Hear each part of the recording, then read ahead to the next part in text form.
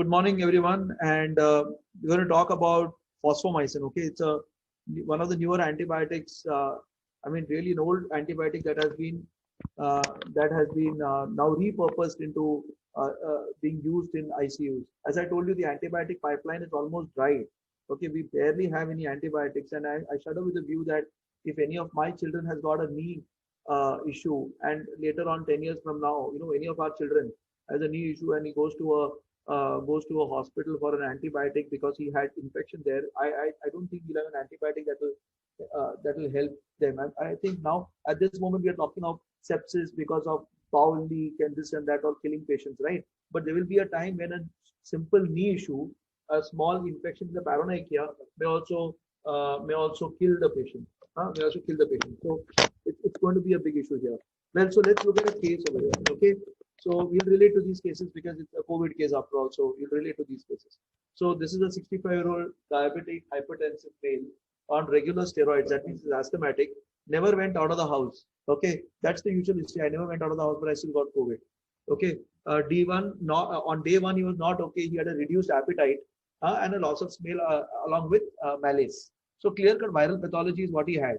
So he went to the general physician. He took up temperature. Temperature was high, and he started him on everything. Okay, so the general physician nowadays start on everything possible that is there. That is Clexane, Favipiravir, HCQS, Ivermectin, Doxycycline, Keptum, Zincovi, Vitamin C, turmeric milk, Tioa, and budesonide, Kada. Yesterday night, when lady called me up at 12:30 in the night and asked me, "Can I have Kada?" I said, "Is this a time to call me? Is it an emergency medicine you're asking me for?" I mean, I don't know. Kada has become so important. I never knew what Kada was. I recently understood what Kada is. Kada is apparently something that they boil and make. So my mother knows it. I didn't know what it was. So my mom told me, you boil many things together and make it. Basically, it's nothing. It's useless, I feel. So she also asked me in the night at 12:30. I first answered that question well. I told, yes, you can. Then 2-3 minutes later, a WhatsApp message came to me. Is it okay if I take steam inhalation? I said, yes, if your face wants to become better. If you take steam inhalation, probably it will help your face to get more better. Okay, so day 3 the RT-PCR became positive. Okay, day 3 the RT-PCR becomes positive, and now the entire story goes as to what is to be done further. All right, not moving ahead. Okay, so the fever comes in, the cough becomes intractable now. Okay, till now there was no cough. Now the cough becomes intractable. This is what we normally see. The fever comes in, and then a couple of days later the cough becomes intractable. So the GP who's actually looking at this patient starts feeling that this patient is looking breathless. The patient itself starts feeling breathless, and the saturation has now dropped to 92%. So the very classical case that happens in COVID. Okay, he becomes wheezy, he doesn't feel okay. So the GP who looks at this patient decides, no, this patient needs further support. Let's transfer him to the hospital, and that's how this patient goes to the hospital. In the hospital, he reaches over here at day 7. He's in the hospital till day 6. He was in home quarantine, and when we first evaluated him, what did we find? We found that he had a respiratory compromise with PF ratios that were very low. We found out that he had IL-6 level, CRP, ferritin, D-dimer all in the elevated ranges. Okay. Then we found out that the neutrophil lymphocyte ratio was elevated, and the LDH was more than 500 with increased troponin, the clotting index that was very high.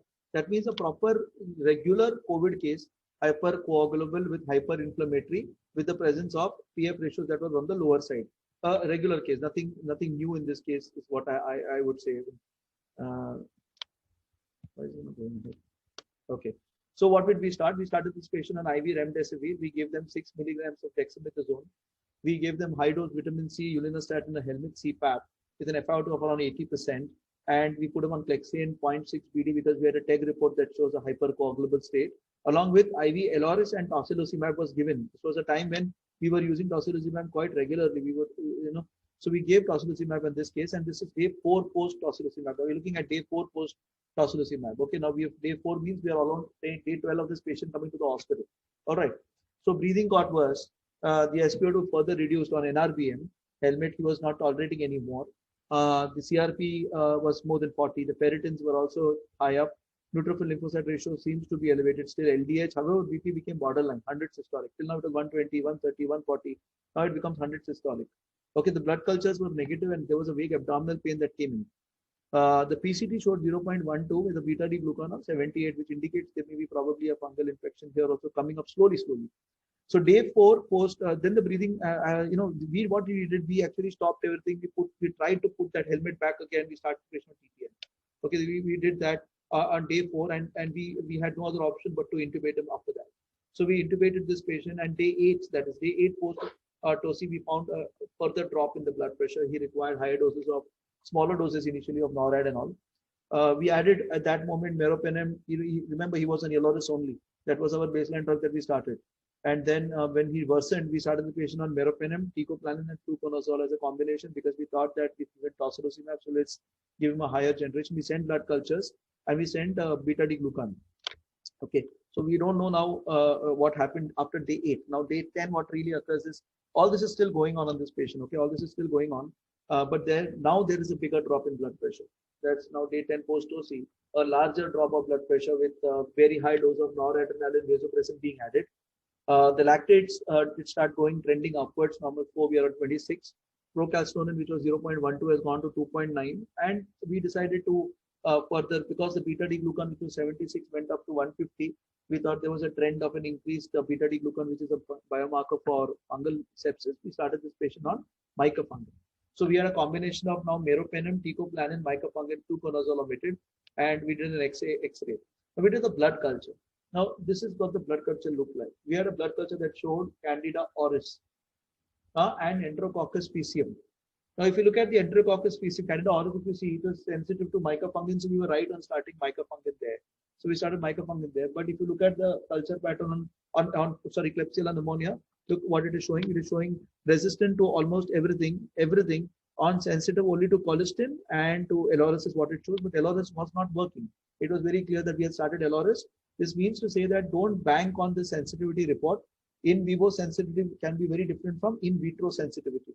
Okay, it's very different, both of them. So L-Auris here was sensitive, but this patient didn't do well. He was only sensitive to colistin. And what we found out from an E-test, an E-test is a very different method to figure out whether it doesn't come in the white egg, it's different. You have to put it separately. So you will not get fosfomycin, and that fosfomycin we found E-test was sensitive. So everything has resistant minocycline intermediate, and a fosfomycin that was sensitive. Now what happened? Day 12, he further worsened. We started the patient on fosfomycin 4 grams 4 hourly, but day 14, this patient passed away. So there are a few questions that comes to my mind at this stage. Okay, the first question was, what was my inertia considering COVID? The patient had very deep lymphopenia. The lymphopenia was too bad. So should we have attempted to give the antibiotic or whatever antifungal or a higher generation much more earlier? Should we have just broadened the spectrum earlier, because this patient had worsened very quickly? So these are all dilemmas that are there. I'm not very certain. Retrospectively, there are a lot of dilemmas that come to your mind as to what we should have done here. So the COVID-related dilemma over here is this COVID-related problem, or is it a bacterial infection that is causing the issue? COVID itself can cause a cytokine storm causing the same manifestations that we just now saw. Okay, and the bacterial sepsis can also present the same way. For example, you can have fever, you can have hyperleukocytosis in cytokine storm as well as in bacterial infection. You can have severe hypoxemia. ARDS can go into any patient of sepsis can go into ARDS. There can be extensive bilateral radiological infiltrates, which you call as ARDS, even in bacterial sepsis. Biological inflammatory syndrome is there. I mean, even in sepsis, you'll have the same things: CRP going up, the ferritin going up, the LDH going up. You'll have the same thing there also. And traditional definition of VAP will not work also here. So was this VAP was the question. After we put the tube, 5 days later, you had the drop of vasopressors and increase in supports and all. This is what we saw, right? So could this have been VAP? But traditional definition of VAP will not work only in COVID, because COVID already has got so many shadows here in their periphery. So it may not work only in this traditional definitions over here. The heavy bacterial load was there, but in the bronchial secretions, WBCs were very low. So we're not very certain what's happening like that. So should we have done repeated routine ET secretions from the time that the patient was admitted into the hospital with an endotracheal tube? That's the questions that come in when we talk about COVID and this. Rather, now if I were to actually take COVID as a part of immunosuppression, in any immunosuppressed patient, would it make sense for me to take routine bronchial lavages or routine endotracheal tube aspirates to pick up the infection earlier? Because we are expecting this to be either ventilator-associated pneumonia from some nature. That's why this patient worsened so quickly. So, or in the first instance, should I just started everything? Colistin, fosfomycin, minocycline, and aztreonam. That's what was sensitive. So should I just have started on the first instant rather than waiting for meropenem alone? Should I just started that? That was the big dilemma that came to my mind. Okay, so considering these dilemmas, let's see the first instance. What if I would have started colistin, fosfomycin, minocycline, aztreonam, the first instance? Now look at this. This is our culture in the last 1 year. This is last 1 year ka culture ka hai. This is the last 1 year. Okay, and when you look at the sensitivity, see the x-axis shows Klebsiella, Pseudomonas, E. coli, Acinetobacter. Blue means it's resistant. Okay, blue means it's resistant. So for colistin, see the Pseudomonas is completely resistant. Klebsiella almost you have good number of resistance. E. coli, Acinetobacter, you got good resistance patterns. So when you look at fosfomycin, the graph you're seeing on the right is fosfomycin actually. Okay, so on fosfomycin you see the resistance pattern is not as bad as colistin. Okay, for fosfomycin. If you look at Klebsiella, again there also it's not very bad is what it looks like, at least in our pattern. In fact, for E. coli, it seems to be extremely good. So it looks like if you have E. coli, fosfomycin may be the way to go, at least in our hospital, because this is what it shows over here. And the World Health Organization has actually taken this fosfomycin as a last drug. So remember this. This is a reserve group, last resort antibiotics from the WHO. They agreed a summary that was released last year, actually said that aztreonam, 4th generation cephalosporins, Cefepime, 5th generation cephalosporins, Ceftaroline, it's called as Zinfo, it's just come in, and polymyxins, that is polymyxin B and colistin. Okay, apart from fosfomycin, linezolid, tigecycline, and daptomycin are the restricted group of antibiotics or the antibiotics of last resort. We don't have anything further. So we have to deal, we are going to deal with this. You are all going to deal with this only for an entire next 5 to 10 years, because we don't see any new antibiotics coming in the pipeline. Okay, so these are the reserve or last group. So we normally want to start as a last group. So why would I start it as first? Are you understanding? So the question that comes is, as an intensive care doctor, I also have a kind of responsibility to the community, because I may instill collateral damage, a large amount of collateral damage. If I were to give directly higher generation antibiotics and antifungals, there may be a possibility of very high emergence of resistance patterns. So that is why I don't want to inflict that kind of a collateral damage. And that is the reason that I'd like to preserve these antibiotics rather than giving it at first go. Our question was, should we have given it at first go? All these antibiotics, these are the all restricted antibiotics. Why would I give it first go? So I don't think that is really justifiable in these cases. And fosfomycin actually figures out over here in the same thing. Okay. So what are the EMA, I mean European Medicine Agency's recommendations is to restrict the use of fosfomycin. That's what everyone is saying. Restrict, don't use it right, left, center, like how we thought, just give it in the starting. Don't do that. And it is specifically telling to use it in cases of only to be used in cases of hospital-acquired pneumonia, including ventilator-associated pneumonia. So maybe in this case, we had a ventilator-associated pneumonia. We were on meropenem, it didn't improve. We should have probably started fosfomycin earlier. What is the good stuff about this particular antibiotic? See, the good stuff about this is that it's got a very low molecular weight. Since it's got a very low molecular weight, it will go in quickly. It will go to different places very quickly. The second thing is it has a relatively long half-life. So this means to say that it will remain in the body for a longer period of time. Okay, so that means to say if I dose it and I dose it well, it's probably going to be above the minimum inhibitory concentration of the particular bug for a long time. It's got an active transport mechanism for, there's an active transport mechanism which takes this into the cell. It penetrates biofilms very well. Biofilms are problematic. They are the enemy of the intensive care doctors for certain, because the biofilms penetration is a very big problem. So there is a penetration of biofilm with this. It is a hydrophilic antibiotic, and that's why it can probably move to various compartments very more easily. Very low serum protein binding, that means the clearance is very comfortable. It is bactericidal, very important. It kills, it doesn't just make it bacteriostatic, it is bactericidal. It's got good synergism. That means to say, when it works with another antibiotic on its own, it may not be a great antibiotic, but when it works together, it kinds of causes a synergistic action, and the bacteria definitely, it is definitely worse for the bacteria because of the synergistic action. And it is a very safe antibiotic for the kidneys, is what it looks like. Okay, so there is a lot of good things about this fosfomycin, I feel.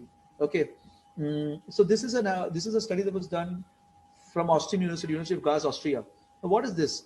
So they try to figure out whether what is the concentration. So since we're talking of ventilator-associated pneumonia, what is the concentration in the lung? So how do you do that? You actually put a microdialysis probe, a probe that goes inside the lung, and then from the lung, it finds out how much of the antibiotic is there over there. The real point is it has to reach there, right? If you're going to give something, has it reaching there? It's not necessary that you might have the best of the best antibiotic, but if it doesn't penetrate, what is the point? Okay, so if it was sensitive on the in vitro, it has to reach that place. Then it becomes kind of sensitive to the organism, isn't it? So they did this study where they looked at 8 people. Out of the 8 people, one person they could not follow up, but they followed up 8 people in these, and they gave them fosfomycin. Okay, so they were looking at penetration here. So look at penetration here. So this is plasma, healthy lung, and infected lung. Okay, so when you look at it, when you look at the AUC 0 to infinity, 665, 367, 315. So infected lung and healthy lung, they have almost have the same penetration. Did you see that? So it doesn't mean that if you are inflamed, it doesn't penetrate. It is penetrating. It is definitely penetrating. Okay. So in an inflamed lung, it penetrates equal like a healthy lung. So this means to say the penetration is pretty good and the half-life remains, in fact, better, 2.7.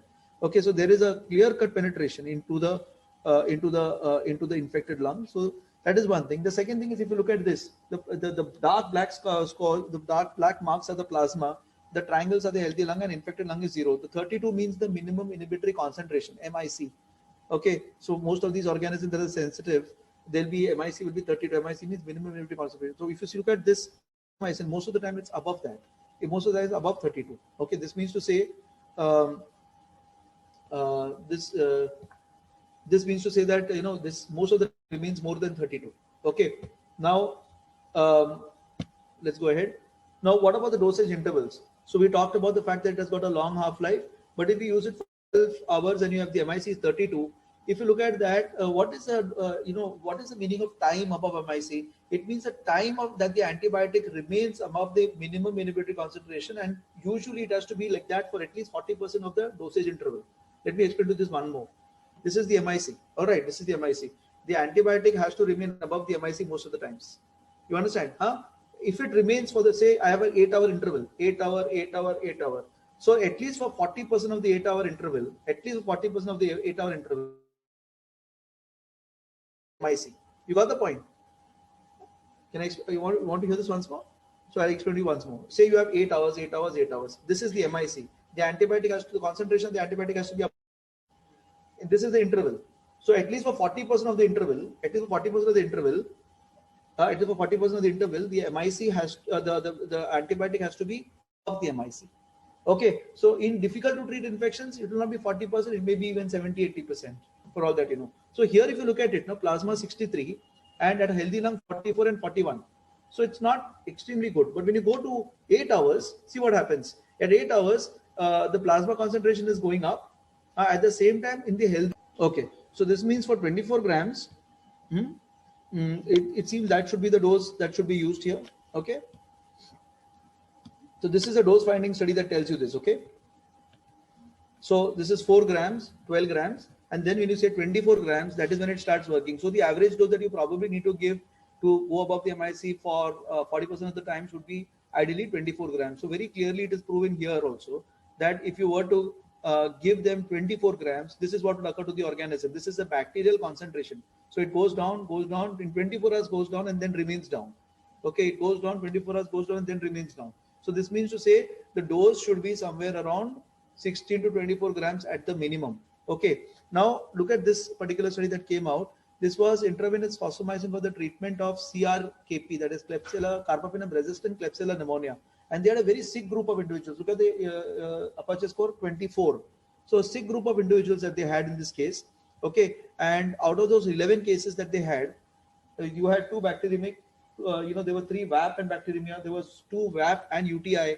So there were actually total 5 VAPs over here, and there were 3 bacteremic cases. That means very sick patients who received this particular antibiotic. The treatment was with either colistin, gentamicin, or a combination of piperazine and tazobactam. That means it has got good synergism. That good synergism helped in good bacteriological outcome, good clinical outcome and all the infections were cured in these patients. The all-cause hospital mortality was 18.2. Usually 35% is the mortality when you have sepsis. It's 18.2. So there is definite improvement in mortality, synergistic action, and very quick bactericidal effect. Here also, if you look at this, is an RCT of VAP only ventilator-associated pneumonia. Since our case was VAP, this is again VAP again coming over here. Group A was empirical systemic antibiotics, and Group B was empirical systemic plus oral fosfomycin. So simple thing, systemic plus oral fosfomycin. And what they found out was those who received oral that group actually survived more than others. Now this particular study is a very large study, quite often quoted in 2017, 2018 also this has been quoted, that intravenous fosfomycin, all about intravenous fosfomycin in different kind of infections. And what is clear is that What is clear is that if you were to use fosfomycin, there seems to be some kind of beneficial effect in most of the studies that they have quoted over there. Even in the biofilm associated pneumonia, which is a part of VAP, VAP is part of biofilm, isn't it? VAP increases because there's a biofilm there. So 80% of human bacterial infections are biofilm related. Soon after intubation, a mixed biofilm harboring microbial pathogens is formed on the endotracheal tube. Okay, biofilms are present in the interior and the distal third of the endotracheal tube. 70% of VAP patients have identical pathogens present in the ET, biofilm, and the lung. Okay, this means to say that what is there in the biofilm is what goes into the lung. So if you target the biofilm, there's a very high possibility that you'll target the lung too. That's the question. That's the point we're trying to make. So if you look at this biofilm, this is a biofilm experiment where if you look at these empty bars, they are the bars in which there is a clearance, the amount of clearance that has occurred. So see the amount of clearance that has occurred when you use fosfomycin compared to all other antibiotics. So there is daptomycin, tigecycline, but when you have a combination of fosfomycin, rifampicin, it looks like the clearance is the maximum. This is what it looks like. So among the entire populations of complicated UTI, CNS infections, pneumonia, bacteremia, almost 81.3% of this particular study did well, and all those patients who had more than one multi-drug resistant organisms, they did well. That is what it looked like in this. Okay, in this study. Now, carbapenem resistance is a big problem, definitely. So we are dealing with almost 60% resistant organisms, carbapenem resistant. This is India there, very high resistance compared to the world, very, very high. Okay. So we are the only drug that we are looking for is colistin during this time, and colistin per se is now, it is signifying that colistin, the outcomes are not good with colistin. So we cannot use colistin time and again because the outcomes are not good now with colistin. That's what we've really we found out. So what we also know is that the colistin usage is very, very identical to the amount of carbapenem resistance that has occurred. So because of the fact that we're using too much of colistin is not working anymore. Second thing, we are badly using it. We don't know how to dose it. The dosing is probably not okay, and bugs are getting a little bit more stronger is what it looks like. And that's the reason probably we may have to use fosfomycin. There's a resurgence of this particular drug. It is used, it has to be used beyond. It is actually proven for urinary tract, very good for urinary tract because it gets completely excreted in the urine. So fosfomycin you have to try to use it beyond the urinary tract and beyond the GI tract. And I think this old antibiotic will be probably the way to go. Because of the fact that it's got low molecular weight, it's got too many good stuff in it, which includes penetrating biofilms, hydrophilic, low serum protein binding, bactericidal, good synergism, and it's very, very safe in the kidneys. Thank you very much.